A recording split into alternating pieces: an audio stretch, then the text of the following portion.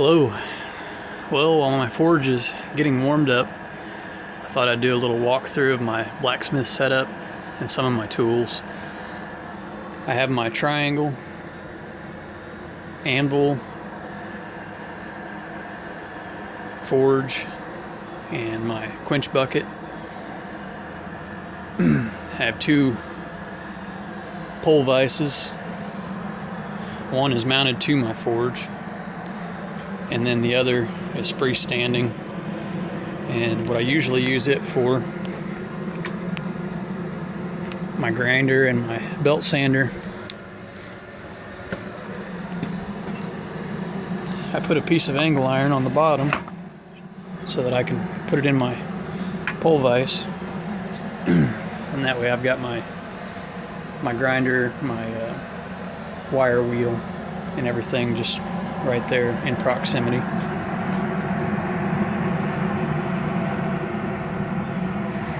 Forge is warming up nicely. It's drafting good. I've got a little poker here that I made, and what I use that for is getting the clinkers and stuff broke loose in the bottom of the fire pot. And my fire pot you can't really see because of the coal, but basically what my fire pot is this, only a little bit bigger. This was the first one I made, and I wasn't really happy with the size, so I think I ended up making my final fire pot about 3 inches deep, and it's about 4 inches across at the bottom. And this is all 1/2 inch steel plate, so good heavy stuff to use for a fire pot. And on my forge, of course, I've got my plumbing underneath that runs up to my fire pot, and a little screw off cap for a clean out, and then a small little blower, kind of like a bathroom fan blower but a different style. And I've got that set up to a dimmer switch so I can control the speed of my blower. Then I have a couple of these that I made. They're adjustable twisting wrenches out of some old pipe wrenches, and I made those again for twisting like bar stock, square stock, to do twists like these. So this one's not very pretty. This was just kind of a mess up that I decided to use as a tool. And then I have several different tongs, and all of these that I have so far I've made. Both of these you can probably tell were made out of some snips that farriers use for trimming horse hooves. And what I did is took some different styles of stock and welded it to the bit part and made my own tongs. These are great for railroad spikes, flat stock, round stock, square stock. I mean, they're just kind of good all around. Same thing there, and I made the cross bit so that I can hold things across it and straight out. And that open head that the snips had really makes a nice area if you have something with the head on it like a railroad spike. So everybody likes to play with spikes, especially when they're learning. And then I've got these two that I forged out of bar stock. Pretty crude, pretty rough, but they get the job done. Don't have to be pretty.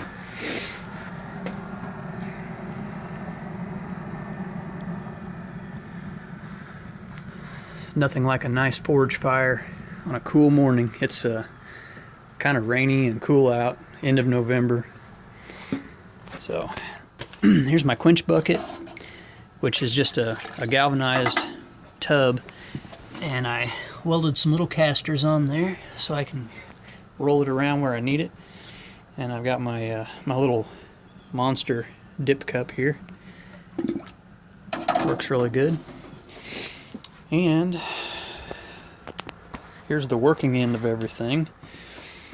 I've got my 6-pound, which I hardly ever use. That's for moving some heavy stock, and I decorated it a little bit just for practice.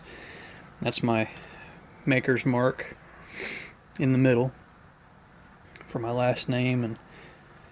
And anyways, I just kind of played around with that a little bit. And that's a 6-pound, so like I said, it doesn't get used very much unless you've really got some heavy stuff to move. And here's the one that I use the most. It's just a cross peen, little 3-pound cross peen that I really dressed up.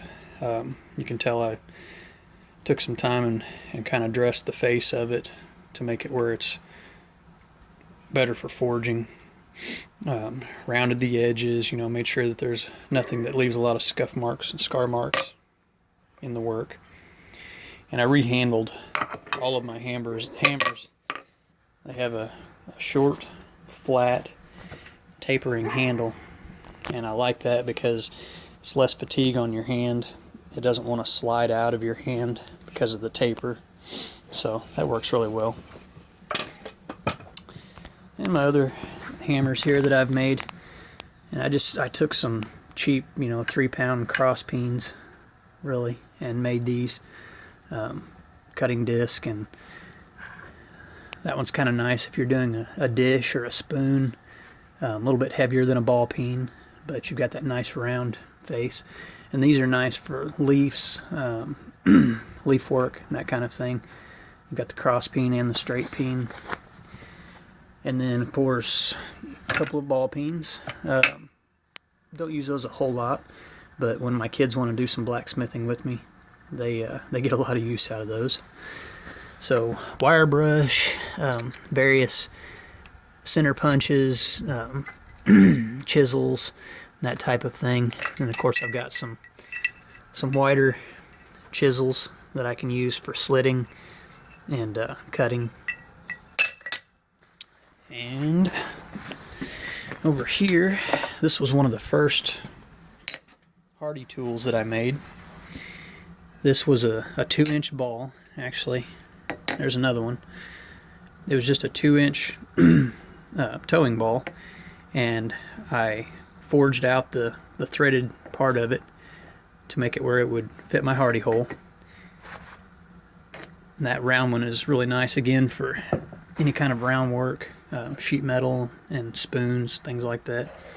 And then this one, the same thing, except I took the ball and I flattened it out and made a nice little Hardy cutoff tool, and that is good hard stuff, so I can use it for cold or hot cut.